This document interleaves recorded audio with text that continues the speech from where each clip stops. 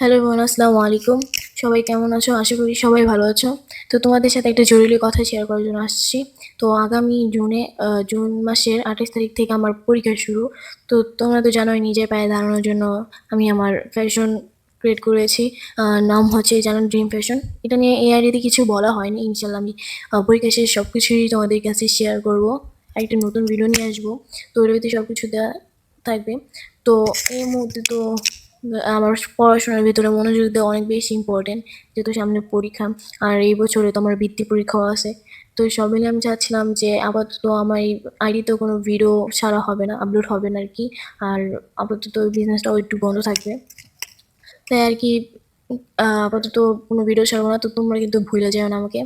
আর ইনশাল্লাহ আমি পরীক্ষা শেষেই তোমাদের কাছে আসবো, আবার ভিডিও ছাড়বো, এবং কি আমি শেয়ার করবো কীভাবে এই যে জানার ড্রিম ফ্যাশন নিয়ে কাজ শুরু হয়েছে, বা কি কি কি কালেকশন থাকবে আমার এই পেজে।